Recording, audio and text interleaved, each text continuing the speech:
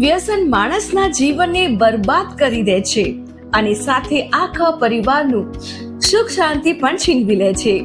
દારૂ, ગાંજો, ચરસ, અફીણ કે સિગારેટ કોઈ પણ ગંભીર વ્યસન હોય હવે છોડવું શક્ય છે.